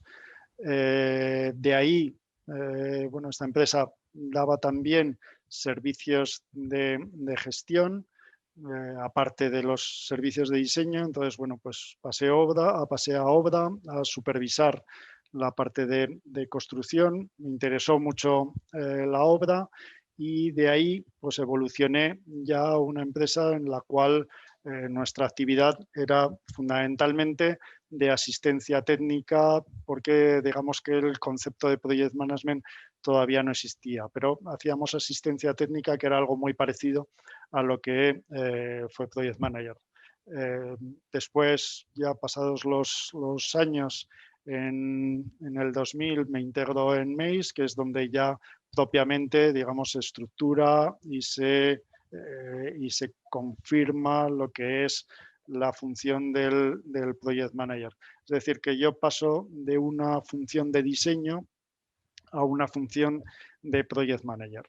En nuestro caso, la gente que se incorpora a la compañía cuando contratamos, bueno, contratamos gente junior, recién salida de la carrera, pero también contratamos a gente con experiencia y en muchas ocasiones la gente con experiencia suele venir de constructora, ¿no? Gente que ha estado pues, como jefe de obra, que ha estado en algunos casos también pues, autónomos que han sido pues, directores de ejecución y que conocen y que aportan esa visión, digamos, del otro lado de la mesa, que a veces también es muy interesante para el project manager, saber cuál es la mentalidad del contratista, cuáles son las prioridades, cuáles son las dificultades. Ya os decía que nosotros, quiero decir, Mace como compañía, nosotros no nos enfrentamos a nadie, no estamos contra el contratista. Nos interesa mucho también saber cuáles son las dificultades del contratista, porque al final, si el contratista no funciona, el proyecto no funciona, ¿no? Entonces,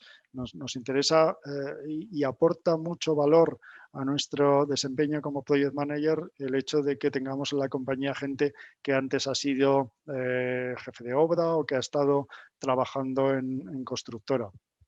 Y esa es normalmente la evolución que tenemos.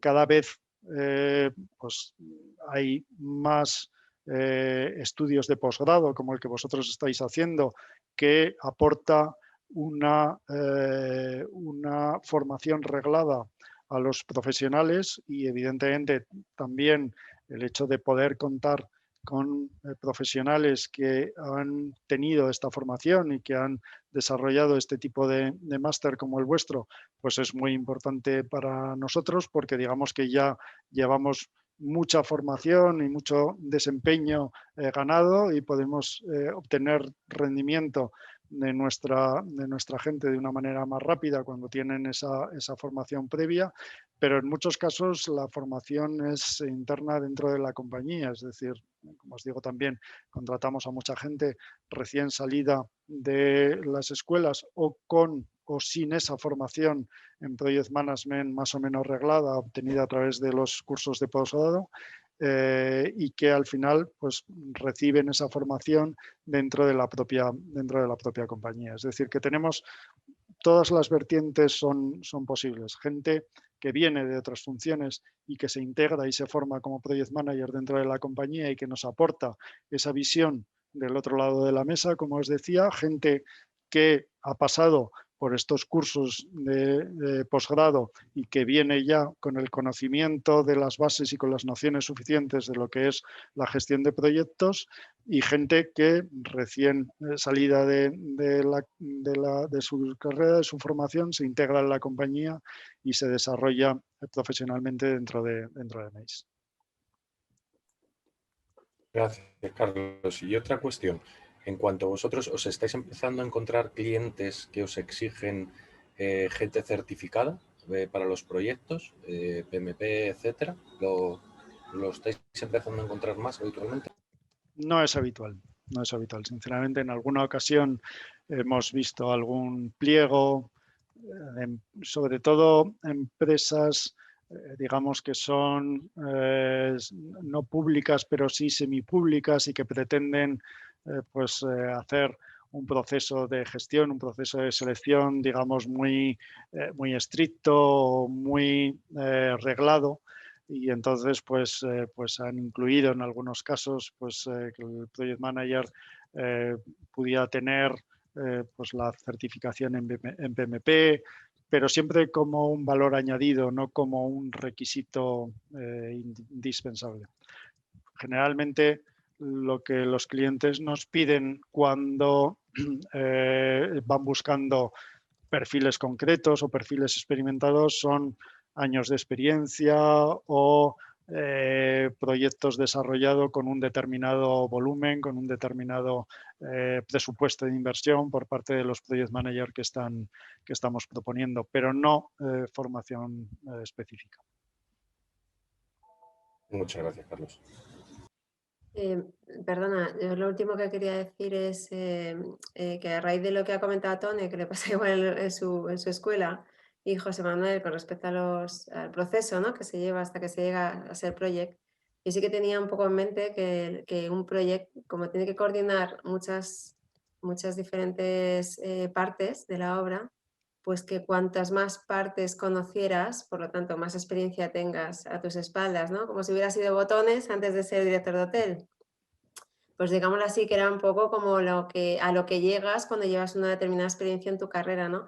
Pero no consigo imaginarme, fíjate, una persona recién salida de la carrera, como yo cuando salí, que de repente se ponga a gestionar una obra o se imagine el riesgo que puede tener en tal o en cual. O sea, no logro comprender, pues eso, ¿no? Que un proyecto pueda ser con tan poca experiencia. No sé si me explico.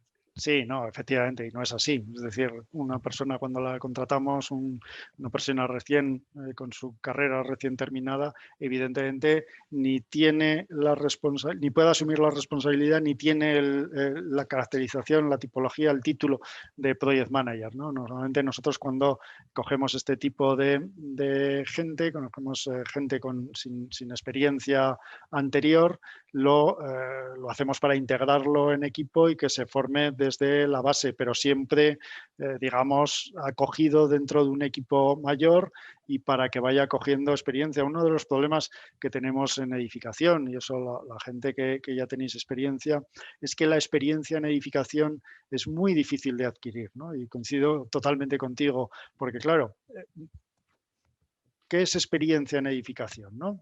Decíamos antes que todos los proyectos son diferentes, con lo cual conseguir experiencia es complicado, pero ¿cómo se puede cuantificar la experiencia en edificación? Alguien que haya hecho 3 proyectos residenciales se puede decir que tiene experiencia en residencial, que haya hecho 5 proyectos residenciales de diferentes tipologías. ¿Cuánto tiempo hace falta para hacer 3 proyectos residenciales? Pues probablemente, si estamos hablando desde el inicio hasta la entrega, pues podemos estar hablando de que para 3 proyectos residenciales pues hagan falta 6 o 9 años. Y 3 proyectos al final son solo 3, ¿no? O sea, quiere decir, tampoco es una experiencia brutal. Es uno de los problemas que efectivamente tenemos, ¿no? Que adquirir experiencia en este sector es complicado y largo. Por eso, una de nuestras prioridades dentro de MEIS es que nuestra plantilla sea estable, ¿no? Que la gente permanezca en la compañía, la gente que evidentemente pues está a gusto en la compañía y que vale para este trabajo, que no todo el mundo pues al final está contento, satisfecho con este trabajo, pero nuestro objetivo es que la gente permanezca en la compañía, porque el know-how es muy difícil de adquirir y por eso la media de nuestra plantilla de Project Management está por encima de los 10 años, ¿no? de permanencia en la compañía, porque nos interesa mucho que los Project Managers permanezcan en la compañía y no perder pues esa experiencia que han ido ganando y atesorando con los años. Desde luego alguien cuando termine la carrera pues no puede asumir las funciones ni puede gestionar un proyecto. Tiene que estar,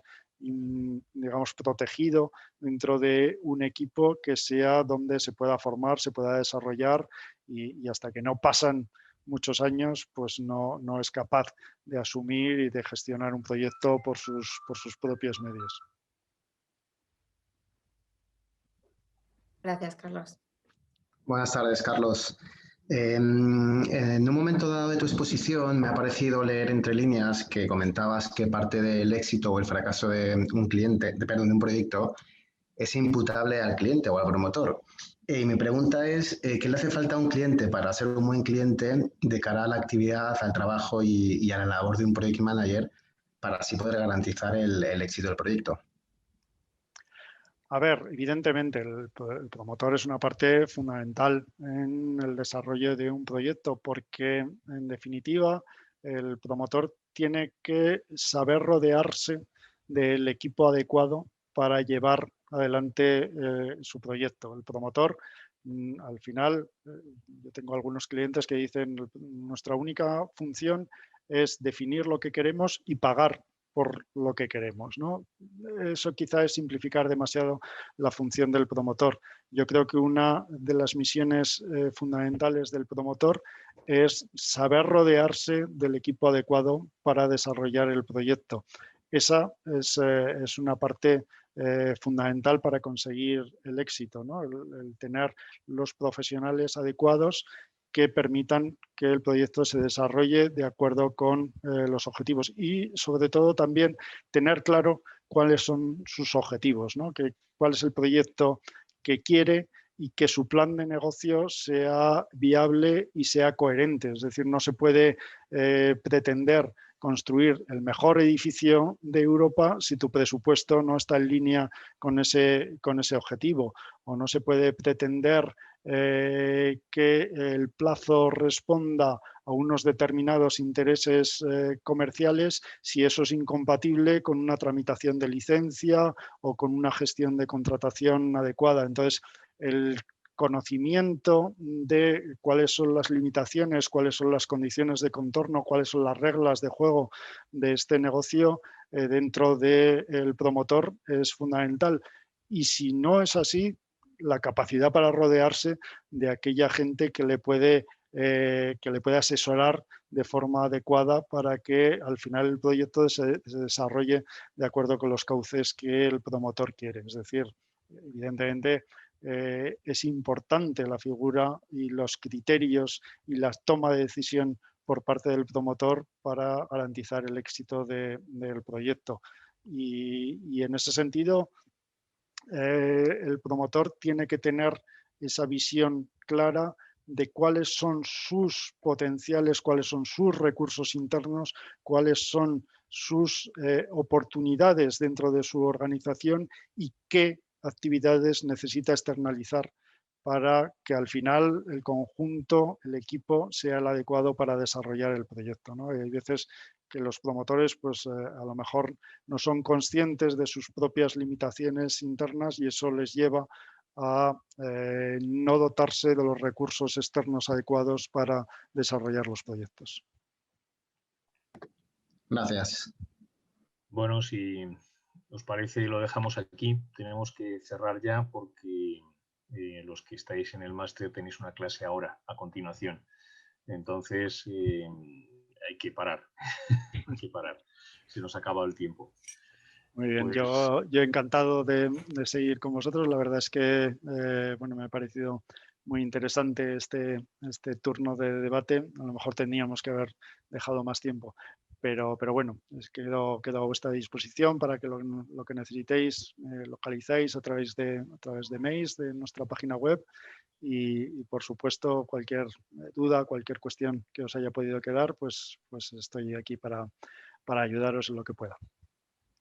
Pues muchísimas gracias, Carlos. La verdad es que ha sido un verdadero placer escucharte, ha sido un lujo y como siempre pues te agradecemos poder contar contigo, tu presencia y este tiempo que nos dedicas.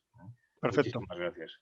Muchísimas gracias a todos vosotros y bueno, pues a los que pertenecéis al programa del máster. Bueno, pues hacemos ahora un pequeño descanso, 10 minutos. Podéis ir entrando ya, está Isabel abierto ya el enlace de la sesión habitual que tenéis en las clases y podéis entrar ya en cuanto queráis, ¿vale? Cerramos ya aquí y me despido de vosotros, ¿no? Ahora os veré en el otro lado. Muchísimas gracias a todos. Gracias. Gracias.